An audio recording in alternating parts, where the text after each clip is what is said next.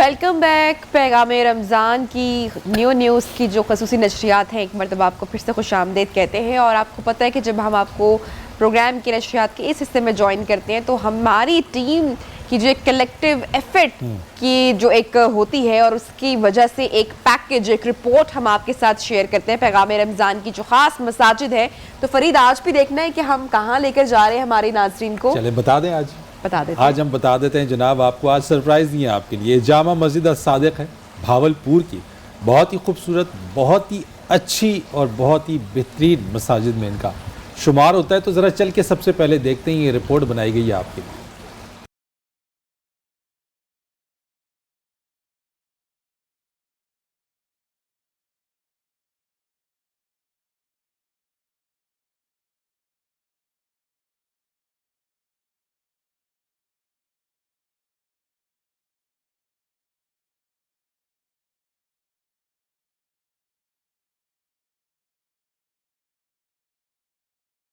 نوابوں کے دور میں تعمیر کی گئی خوبصورت جامع مسجد الصادق بہاولپور میں تعمیر کی گئی. اس کا سنگ بنیاد 1860 میں نواب آف بہاولپور کے روحانی ماسٹر نور محمد مہاروی نے رکھا تھا. اس مسجد کی عمر تقریباً 150 سال سے زائد ہے. یہ سنگ مرمر کی طرح خوبصورت اور سفید ہے. اس کے 2 بڑے ستون مینار ہیں. ان میناروں میں سنگ مرمر کی قرآنی آیات کی خوبصورت خطاطی کی گئی ہے. اس مسجد کی تعمیر میں ہونے والا سفید سنگ مرمر ہندوستان سے منگوایا گیا تھا. لال سنگ مرمر جودھ پور سے منگوایا گیا تھا. نواب صاحب نے مسجد کے چاروں اطراف میں دکانیں تعمیر کروائی گئیں جس کا ماہانہ کرایہ مسجد کی دیکھ بھال پر خرچ ہوتا ہے. جامع مسجد صادق میں بیک وقت 50 سے 60 ہزار نمازی نماز ادا کر سکتے ہیں. ریاست بہاولپور کا پاکستان سے الگ ہونے کے بعد یہ مسجد محکمہ اوقاف کے حوالے کر دی گئی. جامع مسجد صادق بہاولپور کے نوابوں کی خوبصورت نشانی ہے. 1860 میں بنی نوابوں کے دور کی یہ سفید سنگ مرمر سے خوبصورت مسجد اپنی مثال آپ ہے. کیمرامین ماجد علی کے ساتھ وجاہت بشیر, نیوز بہاولپور. بہت ہی خوبصورت مسجد جناب اور بڑی بہترین نبیہ. ہاں جی, وجاہت علی نے رپورٹ بڑی زبردست تیار کی ہوئی تھی. مجھے تو ڈیلی بڑی دلچسپ ساری رپورٹس لگتی ہیں. میرا پتہ کیا دل چاہتا ہے, روزانہ اتنی خوبصورت مساجد دیکھتا ہوں, دل کرتا ہے روزانہ جو ہے نا یہ دیکھنے کے بعد جائیں ضرور اور دیکھیں ضرور, خود سے وٹنس کریں جا کے. بالکل ایسے ہی ہے. اور وہاں پہ جا کے اگر نماز کی ادائیگی بھی ہو جائے تو کیا ہی بات ہے. ایسے اچھا جی, آج کا سوال ریپیٹ کر دیتے ہیں. ہاں جی, سوال آپ ریپیٹ کیجیے اور اس کے بعد ذرا موضوع کچھ ہے اس کے اوپر بھی ذرا کچھ گفتگو کر لیں گے. اور آپ کے مسائل سیگمنٹ بھی ہمارا ہے, اس میں کالز بھی جناب ریسیو ہوتی رہیں گی. تو نمبر ٹیلی ویژن اسکرین پر چل رہا ہے. پہلے میں سوال اناؤنس کر دیتی ہوں, اس کے بعد ہم آپ کے مسائل جو سیگمنٹ ہے اس کی جانب بھی بڑھیں گے. تو جناب سوال ہے کہ اسلام قبول کرتے وقت حضرت سعید بن زید کی عمر کتنی تھی؟ جواب دینے کے لیے آپ نمبر ڈائل کر سکتے ہیں. مسلسل ہماری ٹرانسمیشن میں یہ نمبر نیو کی ٹیلی ویژن اسکرین پر چل رہا ہے. اور اس کے ساتھ ساتھ اب وقت ہے سیگمنٹ آپ کے مسائل کا. کوئی بھی مسئلہ رمضان کے حوالے سے, کوئی دین کے حوالے سے جو آپ کو پریشان کر رہا ہو, کسی بھی قسم کا سوال جس کا جواب آپ کو آپ کے آس پاس سے نہ مل پا رہا ہو, تو آپ ہمارے پروگرام میں کال کر سکتے ہیں. اور علماء کرام یہاں پر موجود ہیں, وہ دلائل کی روشنی میں آپ کو آپ کی جو کنفیوژن ہے وہ جناب یقینی طور پر دور کر سکتے ہیں. جب تک کال نہیں آتی ہے شاہ صاحب, ایک چیز ہے, اتنی عبادت, اتنی بھوک پیاس, ساتھ میں قیام اللیل, اور یہ بڑی مشقت ہوتی ہے کہ دنیاوی سارے معاملات بھی دیکھنے ہیں اور یہ بھی دیکھنے ہیں. اس کا اجر اللہ تعالیٰ کیا دیتا ہے؟ بلا شبہ اس کا اجر نبی کریم علیہ الصلوۃ والسلام نے خود بیان فرمایا ہے. روزے کے بارے میں ارشاد فرمایا, من صام رمضان ایمانا واحتسابا غفر له ما تقدم من ذنبہ. روزہ رکھنے کی وجہ سے اور اس کی برکت سے اللہ پچھلے سارے گناہوں کو معاف کر دیتا ہے. لیکن یہاں گناہوں سے مراد وہ حقوق اللہ کے جو معاملے میں ہم سے ہوتی ہے نا زیادتی یا کوئی اس طرح کی کوتاہی, وہ گناہ ہوتے ہیں. جو حقوق العباد سے متعلق ہے وہ تو انسان کو ادا کرنے کے بعد اللہ سے معافی مانگنی چاہیے. تو بہرکیف جو حقوق اللہ کے معاملات میں ہم سے خطائیں ہوتی ہیں نا, وہ روزہ رکھنے کی برکت سے اللہ سب معاف کر دیتا ہے. اسی طرح جب رات کو بندہ قیام کرتا ہے تو وہ بھی قیام اللیل کی برکت سے, نبی صلی اللہ علیہ وسلم کی حدیث اسی طرح ہے کہ من قام رمضان ایمانا واحتسابا, ایمان ہو اور اجر کی امید ہو تو قیام کرے بندہ. آپ نے پوچھ رہے کتنی رکعت, وہ ہمارے بزرگوں نے لکھا 2 رکعت بھی بندہ پڑھ لے تو وہ بھی ان میں شامل ہو جاتا ہے. 8 پڑھ لے تب بھی شامل ہو جاتا ہے. 20 پڑھے, 40 پڑھے, جتنا اللہ توفیق دے. صحابہ کرام سے 36 تک رکعت جو وہ ثابت ہے. اور حضرت مولانا سید محمد داؤد غزنوی رحمۃ اللہ علیہ ایک بڑا نام ہے اہل تحقیق میں, اہل علم میں, انہیں خاص طور پہ سے بڑی تفصیلات بیان فرمائی. وہ کہتے ہیں کہ ایسے روح جو ہے اس کو پانا چاہیے, اللہ کی بارگاہ میں پوری توجہ کے ساتھ, انابت کے ساتھ, انہماک کے ساتھ نماز تراویح پڑھنی چاہیے, قرآن پہ غور و فکر کرنا چاہیے.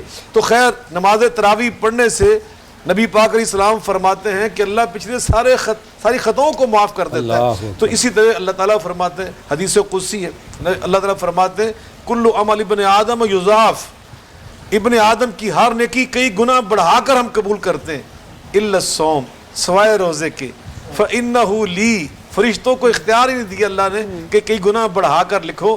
فرمایا فإنہ لی, یہ تو ہے ہی صرف میرے لیے, وانا اجزی بہ, اس کی جزا میں خود ہی دوں گا. بعض محدثین اس کو صیغہ مجہول سے پڑھتے ہیں, وانا اجزا بہ, اللہ فرماتے ہیں فلاں نیکی کا جو اجر ہے وہ جنت ہے, فلاں نیکی کا اجر وہ حوض کوثر کا جام ہے, فلاں نیکی کا اجر وہ اللہ کے رسول صلی اللہ علیہ وسلم کی ملاقات ہے, فلاں کا. تو لیکن فرمایا جو ہے نا روزہ, وہ انا اجزا بھی, اس کی جزا نہ جنت ہے, نہ جامع کوثر ہے, نہ عرش عظیم کا سایہ, اس کی جزا میں خود ہوں. میرا دیدار وجوہ یومئذ ناظرہ الی ربہا ناظرہ. فرمایا جب جنتی جنت میں جائیں گے نا تو نبی بیان اور فرید بھائی وہ اللہ کی نعمتیں کھا رہے ہوں گے, استعمال کر رہے ہوں گے, تو اللہ تعالیٰ ایک دن فرمائے گا جنتی ہو کچھ اور چاہیے, کہیں گے یا اللہ کوئی کسر چھوڑی نہیں آپ نے, کوئی ایسی چیز ہے ہی نہیں, ما خطر علی قلب بشر, دنیا کی زندگی میں انسان کے دل دماغ میں جنت کی نعمتوں کا تصور بھی نہیں آ سکتا. فرمایا کہ اللہ وہ نعمت جس کا تصور بھی نہیں تھا. فرمایا نبی ایک ادھار باقی ہے, وہ ادھار کیا ہے, قربان جائیے. فرمایا اللہ پردہ ہٹا دیں گے اور اپنا دیدار کروائیں گے. اللہ اکبر. اور جب اپنا دیدار کرائیں پھر جنتی کہیں گے یا اللہ آپ کا دیدار کر کے جو ہمیں لذت ملی ہے نا, اس کے سامنے دنیا نہیں, اس کے سامنے جنت کی یہ ساری نعمتیں ہمیں معمولی نظر آتی ہیں, معمولی. تو نبی پاک علیہ السلام نے فرمایا کہ جنت کے 8 دروازے, ان میں ایک دروازہ اس کا نام ہے باب الریان, سیرابی کا سیر ہو کر کوئی شہر نوش کرنے کا دروازہ. فرمایا وہ الریان جو ہے نا لا يدخل منہ الا الصائمون, اس میں صرف اللہ کے روزے دار بندے ہی داخل ہوں گے. باب الریان سے آوازیں دے گا. اور فرمایا جب روزے دار گزر جائیں گے نا اس کو بند کر دیا جائے گا, جو روزے نہیں نہ رکھتے وہ وہاں سے داخل نہیں ہوں گے, اللہ ان کو معاف کر دے گا, تو دوسری نیکی کی وجہ سے وہ کسی اور دروازے سے داخل ہوں گے, اس دروازے سے روزے دار ہی داخل ہوں گے. اس پہ مزید بھی گفتگو کریں گے, بڑی پیاری آپ نے باتیں کی. مرزا عبدالجبار ہمارے جو ریگولر کالر ہیں, ان کی کال آئی, ان سے بات کرتے ہیں. السلام علیکم. السلام علیکم. وعلیکم السلام ورحمۃ اللہ وبرکاتہ. ماشاءاللہ ہمارے علامہ حضرات, اور یہ ہماری سامنے بیٹی بیٹھی ہوئی ہے, ماشاءاللہ اتنی پیاری باتیں کرتی ہے. اور فرید صاحب آپ, میں صرف مختصر سی بات یہ کرنا چاہوں گا کہ جتنی باتیں بتائی جا رہی ہیں ڈاکٹر صاحب, علامہ صاحب فرما رہے ہیں, ایک بھی بات ایسی نہیں ہے جو رب کریم کی ذات کو قبول نہ ہو. ہمیں اگر کچھ بننا ہے, اپنے بچوں کو کچھ دینا ہے, تو ہمیں سب سے پہلے اللہ کا راہ دکھانا ہوگا, نبی کریم صلی اللہ علیہ وسلم کے راستے بتانے ہوں گے. میرا پوتا 1 سال کا ہے, میں نے جو اس کو پہلا لفظ سکھایا وہ اللہ ہوا ہے. میں جب اس کو اللہ کہتا ہوں, اللہ تو وہ جھومتا ہے, وہ خود اللہ اللہ کرتا ہے. تو یہ سبق دینا پڑے گا ہمیں, درست بات, ہمیں اپنے بچوں کو یہ سبق دینا پڑے گا. ایک لائن صرف ایک شعر سناؤں گا, اس کے بعد میری بات ختم. کال ہماری ڈراپ ہو گئی ہے. جی, یہ نبی صلی اللہ علیہ وسلم کی تعلیم ہے. فرماتے ہیں کہ جب آپ کا بچہ بولنے کے قریب پہنچے نا عمر کے لحاظ سے, تو کوشش کرو سب سے پہلے وہ اس کے منہ سے اللہ نکلے, یہ کوشش کرنی چاہیے. اور بات ہو رہی تھی بچوں کی, آپ نے اپنی بیٹی کی بات سنائی, ماشاءاللہ اللہ کو سلامت رکھے. ڈاکٹر صاحب نے اپنے بیٹے کی, آج کی بات ہے, میں خطبہ جمعہ سے فارغ ہو کر سہیوال میں گھر گیا نا, تو میرا بیٹا ہے 3.5 سال کا, اس کا نام حسین ہے. تو حسین نے, آپ میں حیران ہوا خود, اس نے ڈاکٹر صاحب إِلَّا تَنْصُرُوهُ فَقَدْ نَصَرَهُ اللَّهُ إِذْ أَخْرَجَهُ الَّذِينَ كَفَرُوا ثَانِيَ اثْنَيْنِ إِذْ هُمَا فِي الْغَارِ إِذْ يَقُولُ لِصَاحِبِهِ لَا تَحْزَنْ إِنَّ اللَّهَ مَعَنَا وَاللَّهُ, آخر تک وہ حضرت ابوبکر صدیق کی شان میں پوری آیت مجھے پڑھ کر سنائی. جو ماحول ہوتا ہے نا, یقیناً گھر کا ہم اس پہ بات کر رہے تھے, اس کے بڑے اثرات ہوتے ہیں, یقیناً اس کے اثرات ہوتے ہیں. تو یقیناً انہوں نے بڑی خوبصورت بات کی کہ ان کا بچہ جو ہے وہ اللہ کرتا ہے. شاہ صاحب یہ واقعی بڑی پیاری بات ہے کہ خود سے یہ سب کچھ پریکٹس کرنا چاہیے.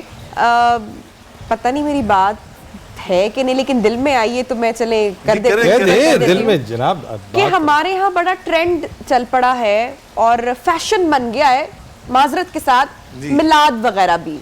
اس میں کیا دیکھتی ہوں شاہ صاحب, آپ نے بھی آبزرو کیا ہوگا, میں نے بھی خواتین میں آبزرو کیا, کہنا میں یہ چاہ رہی ہوں کہ جب میلاد ہوتا ہے یا گھر میں کچھ اس طرح کا سلسلہ کیا جاتا ہے تو میوزک زیادہ ہوتا ہے اور جو قرآن وہاں پر نہیں پڑھا جا رہا ہوتا, وہ باہر مساجد میں میں یہ سمجھتی ہوں کہ یہ ساری جو تربیت ہے یہ گھر میں ہونی چاہیے. اگر آپ گھر میں کسی محفل کا اہتمام کر رہے ہیں تو گھر کی خواتین, گھر کے بچے قرآن حدیث اور وہ ساری چیزیں کریں, بجائے کہ ثواب دینے کے لیے ہم وہ مساجد میں سپارے بھیج دیتے ہیں. اگر گھر میں کسی کی ڈیتھ ہوگی تو ہم مساجد میں خود سے کیوں نہیں ہم پڑھتے. اس چیز کا ویسے جواب ہم لیتے ہیں, لیکن ساجد حسین صاحب جناب ہمارے ساتھ بالکل ہمارے ریگولر کالر ہیں, ان کی کال ہم نہیں سنیں گے تو ناراض ہو جائیں گے. السلام علیکم ساجد صاحب. السلام علیکم فرید بھائی اینڈ سسٹر نبیہ, دونوں کو سلام کرتا ہوں. وعلیکم السلام. فرید بھائی, ایک تو سب سے پہلے مجھے آپ سے یہ کہنا ہے کہ ماشاءاللہ میری 2 بیٹیاں ہیں, چھوٹی ہیں, ایک 5 سال کی اور ایک 7 سال کی, ماشاءاللہ, عائشہ صدیقہ اور کنزل ایمان. بہت خوبصورت نام. ہاں, یوٹیوب پہ دونوں آپ کا پروگرام دیکھتی ہیں, میری کال بھی دیکھتی ہیں. اللہ تعالیٰ دونوں کی زندگی طویل رکھے اور نصیب ان کی اچھی کرے. فرید بھائی, ان دونوں کا نام لے کے آپ ان کو ہیلو کر دیں پلیز ذرا. اچھا, کیا نام آپ نے بتایا؟ عائشہ صدیقہ اور دوسرا عائشہ صدیقہ. عائشہ صدیقہ اور کنزل ایمان. کنزل ایمان, اچھا جی, عائشہ صدیقہ, کنزل ایمان, السلام علیکم. ہیلو. چلیں, تھینک یو. اچھا, ایک سوال ہی پوچھنا تھا فرید بھائی مجھے. ماشاءاللہ علامہ صاحب نے بہت اچھی گفتگو کی جنت کے حوالے سے. مجھے پوچھنا تھا کہ جنت کے اندر جو جنتیوں کو پہلی غذا دی جائے گی یا جو پہلا کھانا دیا جائے گا, اس کے بارے میں نے کہیں پڑھا تھا کہ وہ مچھلی کی جو ہے وہ کلیجی دی جائے گی. اچھا, تو یہ کیا بات درست ہے؟ اور دوسرا مجھے یہ کہنا تھا فرید بھائی, آج آپ ماشاءاللہ ایسے لگ رہے ہیں جیسے مائیوں میں بیٹھے ہوئے. ساجد صاحب, آپ کی مجھے بہن کروائیں. ساجد صاحب مجھے بتائیں کہ یہ واقعی آپ کو ایسے دل میں اتنے پیارے پیارے خیال آتے ہیں یا آپ نے پہلے سے سوچا ہوتا ہے؟ کیونکہ ہم بہت انجوائے کرتے ہیں سیریسلی, آپ کی کال کا ہمیں انتظار بھی ہوتا ہے. چلے, فرید بھائی کو میں نے دیکھا, مجھے ایسا لگا کہ وہ دولہا ہے جو مائیوں میں بیٹھا. وہ شرما بھی دولہے کی طرح رہے ہیں ابھی. ساجد صاحب بس نہ کریں, یہ سارے کے سارے پیچھے پڑ جائیں گے میرے. چلو جناب, چلے, بہت شکریہ آپ کا ساجد صاحب. آپ کا یہ سوال ہم لے لیتے ہیں. ڈاکٹر صاحب فرید نظر اتار لیجئے گا آپ اپنی, بس میں یہ کہوں. ٹھیک ہے جناب. جی ڈاکٹر صاحب. ماشاءاللہ کہنے سے اتر گئی ہے. ہاں جی, اللہ جزائے خیر دے. سوال کا جواب تو بخاری صاحب میرے خیال میں زیادہ مناسب, لیکن جو پہلے کیا سوال کیا تھا کہ جنت کی جو پہلی خوراک ہے مچھلی کی کلیجی, انہوں نے کہا کہ وہ کیا ملے گی, پہلی خوراک جو دی جائے گی وہ یہ ہے. ہاں, یقیناً نبی کریم علیہ الصلوۃ والسلام نے فرمایا ہے کہ جب جنتی جنت میں جائیں گے جو سب سے پہلا اللہ کو کھانا پیش کریں گے نا, اللہ کی طرف سے پیش کیا وہ مچھلی ہوگی. اس میں کوئی دوسری رائے نہیں, انہوں نے صحیح بات کہی ہے. نہیں, مچھلی ہے یا مچھلی کی جو کلیجی کی وہ بات کر رہے ہیں؟ نہیں, مچھلی کا ذکر آ گیا. مچھلی پیش کی جائے گی تو یقیناً یہ جنتی کھانوں میں سے کھانا ہے. اس لیے جو مچھلی ہے اس کو عام نہ سمجھا جائے. قرآن پاک میں اللہ نے ذکر کیا ہے حضرت یونس علیہ السلام کے حوالے سے بھی, پھر سورہ الکہف میں حضرت موسیٰ علیہ السلام کے حوالے سے بھی. جب حضرت خضر علیہ السلام کی ملاقات کے لیے گئے تو ساتھ جو کھانا لے کر گئے تھے وہ مچھلی کا سالن تھا, مچھلی ساتھ لے کر گئے تھے. تو یقیناً جو جنت کے جو میوے ہیں اور جنت کی نعمتیں وہ اللہ نے قرآن میں اتنے مقامات پر بیان کی. ان المتقین فی ظلال وعیون وفواکہ مما یشتہون کلوا واشربوا ہنیئا بما کنتم تعملون انا کذالک نجزی المحسنین ان للمتقین مفازا حدائق وعنابا وکواعب ترابا وکاسا دہاقا. قرآن پاک اللہ جا بجا مقامات پر جنت کی نعمتوں کی باتیں کی ہے. ان الابرار لفی نعیم, اللہ فرماتے جو نیک لوگ ہیں نا یہ جنت میں جائیں گے ایک نعمت میں نہیں بے شمار نعمتوں میں, بے شمار نعمتیں اللہ ان کو عطا فرمائے گا. تو یقیناً اور قرآن پاک میں ذکر بھی ہے بہت ساری زیتون کا, شہد کا, کھجور کا, اور شفا بھی ہے. سب سے بڑی نعمت تو میں یہ سمجھتا ہوں ہم مسلمانوں کے لیے سچی بات کہ وہاں رسول اللہ صلی اللہ علیہ وسلم کا پڑوس نصیب ہوگا, آپ کی زیارت نصیب ہوگی, آپ کی مجلس میں بیٹھنے کا شرف حاصل ہوگا. لیکن اس کے لیے سب سے پہلے ہمیں اپنے اعمال درست کرنے پڑیں گے, ہمیں ہماری نیتیں درست کرنی پڑیں گی. من احب سنتی فقد احبنی ومن احبنی کان معی فی الجنہ. جو میری سنت سے محبت کرے گا میرے طرز حیات سے, میرے طرز زندگی سے. وہ بڑی پیاری بات کی کہ ہم جو کچھ کریں نبی پاک صلی اللہ علیہ وسلم کہ سنت سمجھ کے آپ کی نقل نقل کر رہے ہیں اس کا حاصل ہو جائے گا. اچھا باقی فرماتے ہیں جو اس طرح میرے سے محبت کرے گا نا وہ جنت میں میرا پڑوسی ہوگا. بخاری صاحب آپ نے تو مچھلی کی اور محبت پیدا کر دی ہے. اچھا ڈاکٹر صاحب سے ایک سوال ویسے میں لے لیتا ہوں چونکہ باقی اس طریقے بھی بھائی سوال ہے. میرے بردر ان لا ہوتے ہیں بھائی محمد فہیم اٹلی میں. اچھا انہوں نے مجھے ابھی واٹس ایپ میسج کیا کہ بھائی ایک سوال آپ پوچھ لیجئے کہ کوئی روزہ نہ رکھے تو جو فدیہ ہے, انہوں نے اپنی والدہ کے حوالے سے پوچھا کہ اگر وہ کوئی 1 یا 2 روزے ان کے مس ہو جائیں تو اس کا کیا ہوگا؟ فدیے کا جو رقم ہے, جو حساب ہے, وہ کیا ہے؟ فدیے کی جو رقم ہے وہ اس جو کسی مسکین کو کھانا کھلانے کے حساب سے, اور کھانا وہ جو آپ روٹین میں جو ہے نا وہ کھا رہے ہیں تو اس کے مطابق ہی ہوگا, کوئی جتنا آپ افورڈ کر سکتے ہیں. تو جتنے روزے مس ہوئے ہیں اتنا جو ہے نا وہ اس کو نقد جو ہے نا وہ سحری افطاری دونوں ملا کے. جی جی جی. ایک اور کارنر کی جانب بڑھیں گے. اس کے بعد سردار عادل نے کال کی ہے جی, ان کا سوال جان لیتے ہیں. السلام علیکم جی عادل صاحب, فرمائیے گا کیا کہیں گے؟ جی وعلیکم السلام. جی سردار صاحب فرمائیے. جی سب کو سلام میری طرف سے. وعلیکم السلام. اچھا میرا سوال جو ہے علامہ صاحب سے یہ تھا کہ علامہ صاحب 2 فرض نماز کے اوپر ہم متفق کیوں نہیں ہو سکتے؟ مطلب میں اگر کہیں جاتا ہوں کسی مسجد میں تو کبھی اذان ہوتی ہے 1:30 بجے, کسی مسجد میں اذان ہوتی ہے 1 بجے, کسی مسجد میں نماز ہوتی ہے 2:30 بجے. تو علامہ صاحب سے میرا سوال یہ ہے کہ جب ہمارا کلمہ ایک, ہمارا جو ہے نا وہ قرآن ایک, تو یہ پھر کیوں کہ ہم جو عام جو ہماری عوام ہے, جو اس طرح ہمارے ینگ لوگ بڑے ہو رہے ہیں, وہ پھر کیا مطلب سمجھے کہ یہ وہابی ہے, یہ سنی ہے, یہ دیوبند ہے؟ اس کے تھوڑے سے علامہ صاحب سے میرا سوال ہے. باقی یہ میں نیو جو ہے نا ٹی وی کا میں ریگولر کالر ہوں بہت عرصے سے, تو تھوڑا سا میں پیچھے باہر چلا گیا تھا, تو انشاءاللہ میں واپس آ گیا اسلام آباد میں. اب آپ سے ہماری روزانہ بات کرے گی. بہت اچھا جا رہا ہے. بہت شکریہ, بہت شکریہ سردار صاحب آپ کا جواب. پہلی تو بات یہ ہے کہ اہل حدیث, اہل سنت, دیوبند, بریلوی, یہ جو چیزیں ہیں نا یہ فرقے نہیں ہیں. یہ بات سمجھنے والی, یہ مکاتب فکر ہیں, مکاتب فرق نہیں ہیں کہ فرقے ہیں. فرقہ تو ہوتا ہے کہ جب انسان اصول دین کو چھوڑ کر کوئی نیا اصول دین بنا لے. اب نمازیں 5 ہیں فرض, یہ اصول دین ہے.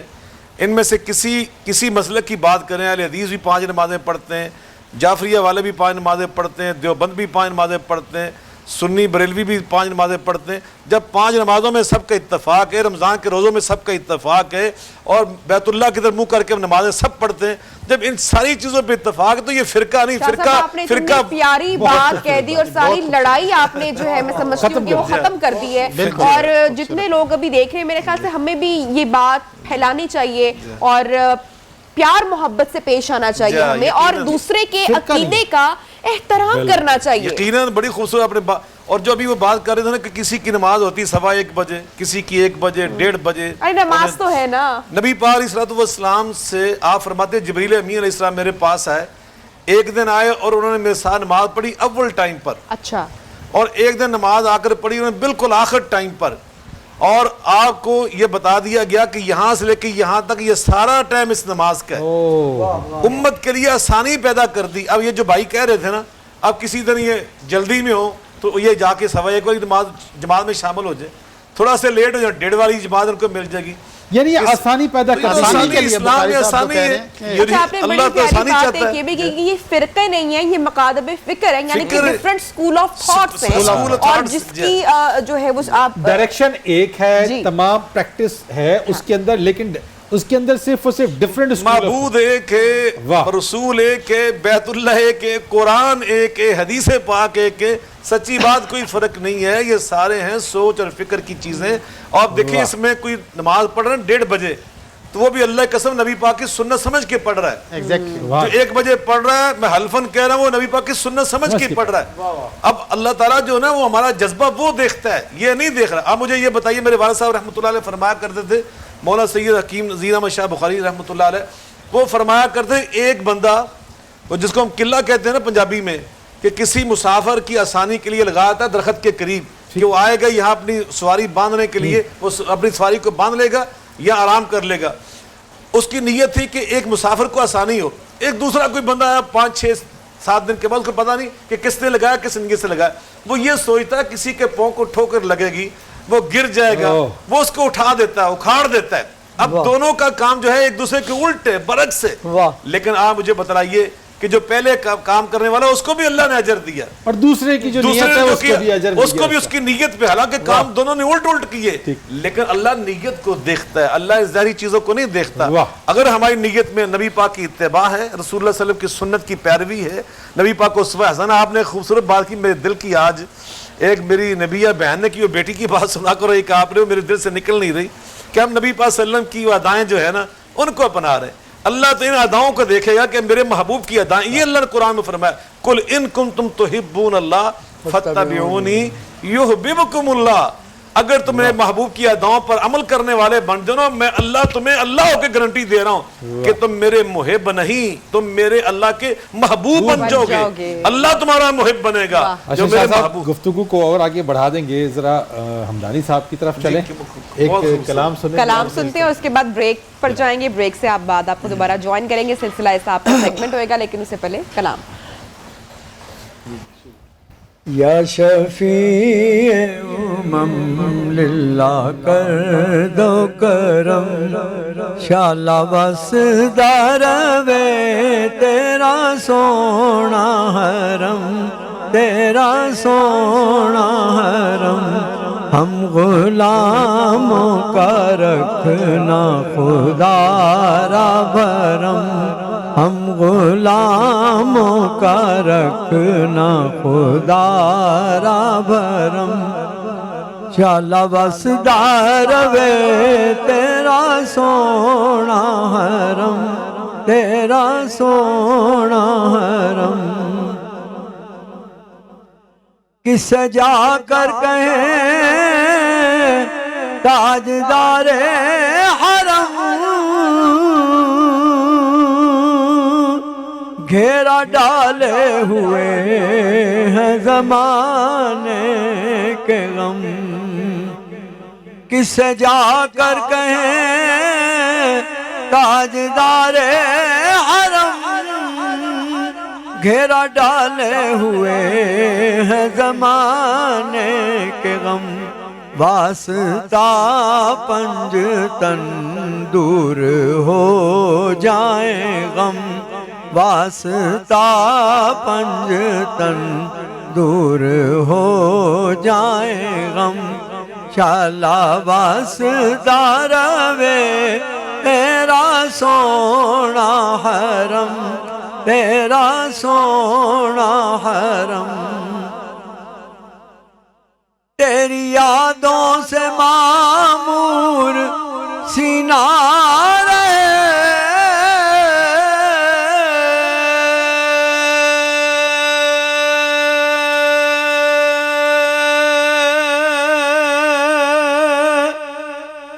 सामने मेरे तेरा मदीना रहे।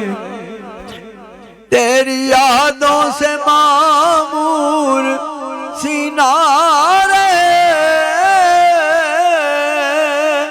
सामने मेरे तेरा मदीना रहे। दर पे बैठा रहूं लेके मैं चश्मे नम, दर पे बैठा रहूं लेके मैं चश्मे नम। शाला वास्ता रवे तेरा सोना हरम, तेरा सोना हरम। हाज़री हो जाए हम सब की दरबार में,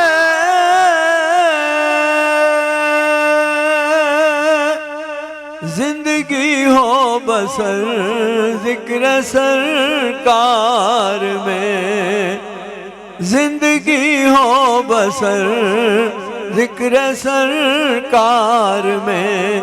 आते जाते रहे तेरे रोज़े पे हम, आते जाते रहे तेरे रोज़े पे हम। शाला वास्ता रवे حرم تیرا سونا حرم.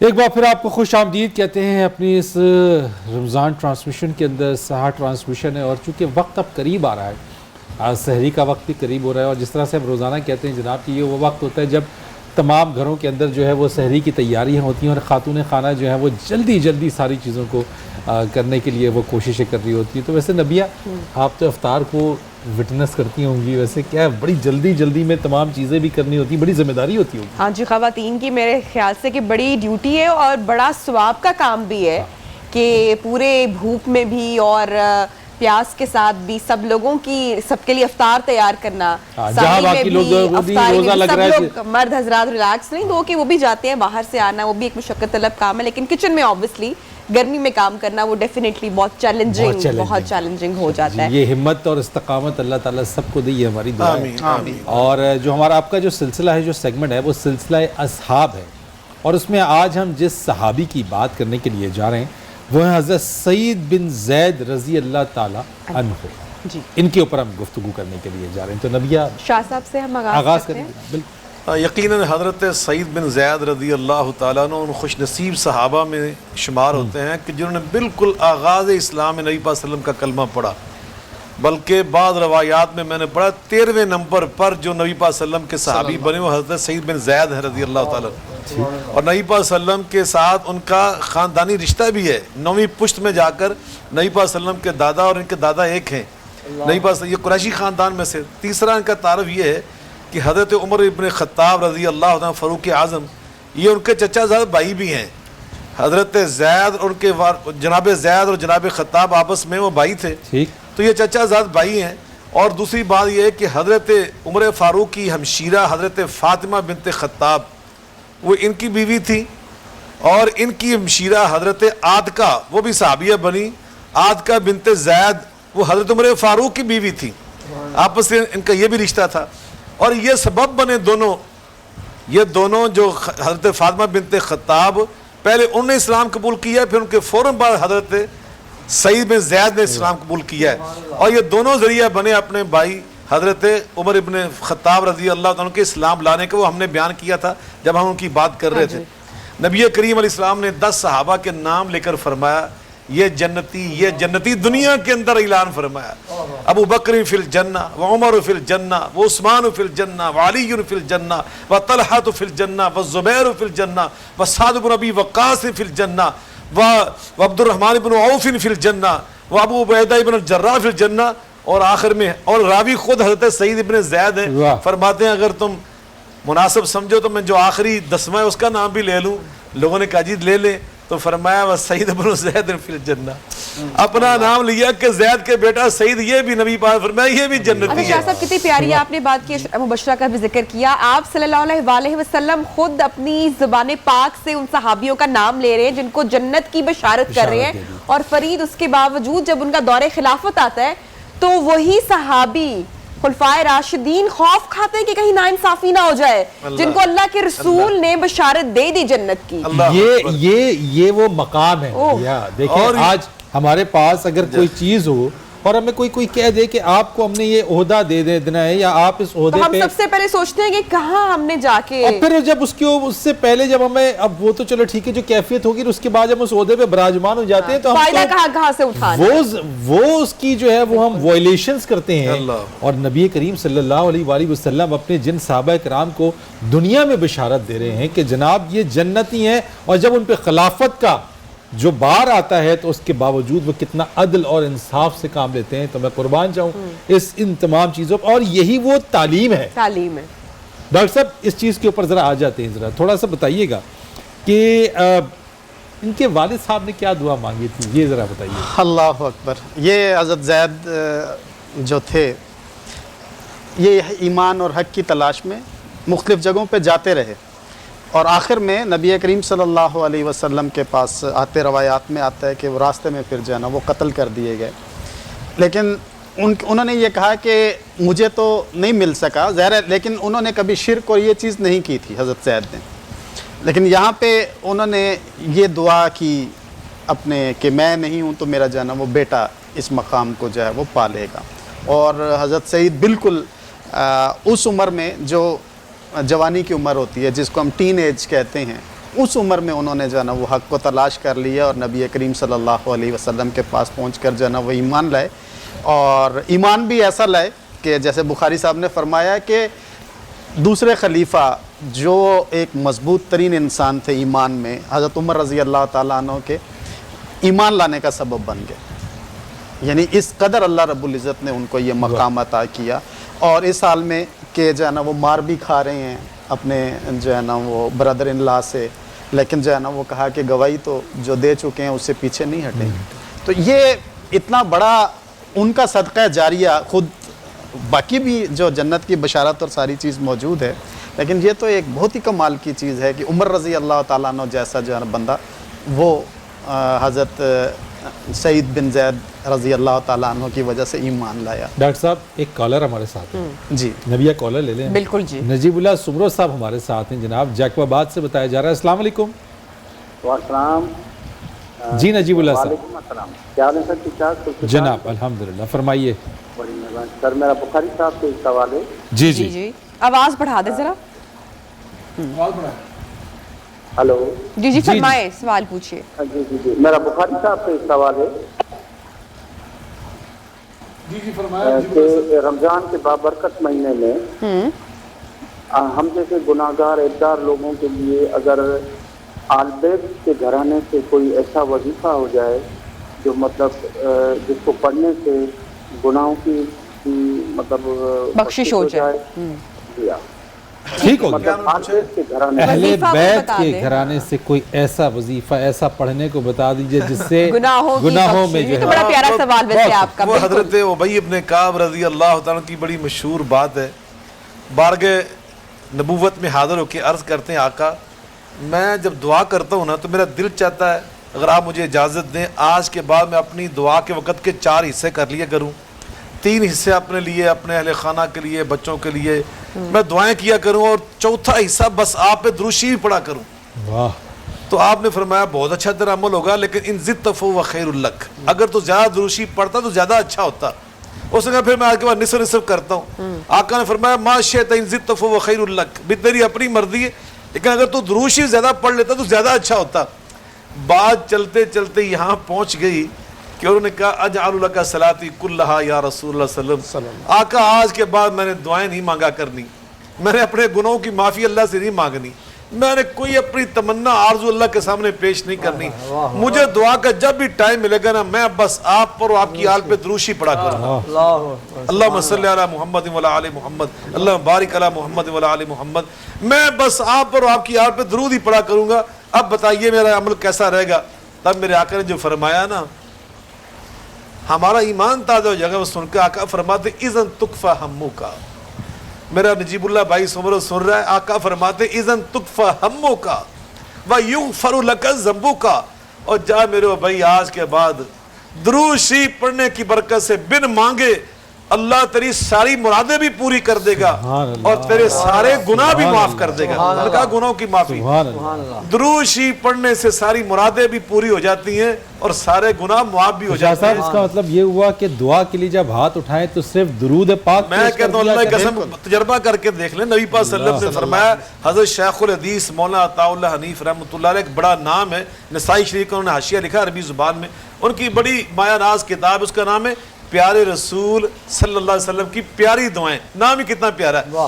اس میں انہوں نے اس درود شریف کو نقل کیا ہے کہ نبی حدیث پاک کو فرماتے ہیں کہ نبی پاک صلی اللہ علیہ وسلم فرماتے ہیں کہ جو مسلمان نماز فجر کے بعد اور نماز مغرب کے بعد سلام پھیر کر کسی سے کلام کرنے سے پہلے صرف اتنا درود شریف اللہم صلی علی محمد و علی محمد, صرف اتنا درود شریف اللہم صلی علی محمد و علی محمد 100 مرتبہ پڑھ لینا, 100 مرتبہ, میں اللہ کے رسول سے گارنٹی دیتا ہوں اللہ دنیا کی 30 حاجات اس کی پوری فرما دیتا. اللہ کیا اور 70 آخرت کی. وہ جو ڈاکٹر صاحب فرمایا تھا نا کہ لوگ آئیں گے, وہ بیچارہ مفلس آئے گا نیکیاں لے کر, لوگ ادھر سے آ جائیں گے ادھر سے آ جائیں گے.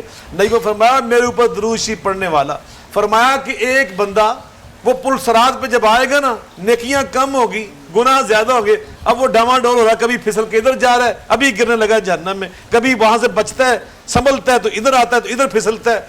आका फरमाते अततहु सलातु अलैया, जिंदगी में उसने मेरे ऊपर दुरूशी पड़ा था ना, वो इंसान की शक्ल बनकर आएगा जन्नत की तरफ से, आके उसका हाथ पकड़कर उसे पुलसराज से खैरियत से गुजार के जन्नत में ले जाएगा। तो दुरूशी कसरत से पढ़ा करें, उससे सारी मुआफियां मिल जाती हैं। वजीफा और क्या हो सकता है। अच्छा फरीद, टाइम हो रहा है कि हम सवाल का जवाब अनाउंस कर देते हैं जनाब। बिल्कुल। तो देखते हैं जनाब स्क्रीन पर, पहले हम सवाल अनाउंस करते हैं, उसके बाद देखते हैं कि कितने लोगों ने सही गेस किया घर में। सवाल जनाब हमने आपसे पूछा था कि इस्लाम कबूल करते वक्त हजरत सईद बिन जैद रज़ी अल्लाह ताला अन्हु की उम्र कितनी थी। आइए देखते हैं इसका सही जवाब क्या है। 20 साल। 20 साल जनाब। और जैसा कि शाह साहब ने बताया कि जब सबसे कम उम्र नहीं, मतलब कि काफी कम उम्र में इन्होंने इस्लाम कबूल किया, उन सहाबियों में से वस्साबिकून अल-अव्वलून मिनल मुहाजिरीन वल अंसार, नबी पाक ने की शान ये अल्लाह कुरान में बयान की, रज़ी अल्लाहु अन्हु व रज़ू अन्हु, अल्लाह इनसे राज़ी, ये अल्लाह से राज़ी। और नबी पाक ने इनके बारे में फरमाया था कि लौ, जो फतह मक्का के बाद सहाबा बने, उससे फरमाया लौ अनफक़ अहदुकुम मिस्ला उहद ज़हबा मा बलग़ मुद्द अहद वला नसीफ़ा। इन जैसे सहाबा के बारे में फरमाया जो साबिक़ून अल-अव्वलून, ये आधी मुट्ठी जौ के दाने अल्लाह की राह में खर्च करे, जो इनका अजर है ना, और इनके मुकाबले में हम नहीं, वो जो सहाबा थे फतह मक्का के बाद, उनसे फरमाया तुम में से कोई उहद पहाड़ के बराबर सोना खर्च करे तो तब भी तुम्हारा अजर इनके उस निस्फ मुट्ठी जौ के दानों के अजर के मुकाबला नहीं कर सकता। तो ये वो हस्तियां थी। यहीं पे हमें गुफ्तगू को जो है वो रोकना पड़ेगा, क्योंकि प्रोग्राम और हमारी इस ट्रांसमिशन का वक्त अपने अख्ताम की तरफ है। तो आपका शुक्रिया अदा करना चाहूँगा। हमदानी साहब आपका शुक्रिया, जनाब डॉक्टर साहब आपका शुक्रिया, इमरान साहब आपका शुक्रिया। लेकिन जाने से पहले नाते रसूल मकबूल सल्लल्लाहु अलैहि वसल्लम शाह जी ने जैसे दुरूद पाक का फरमाया, तो इब्तिदाई आप एक इसमें ऐड करने लगा हूँ।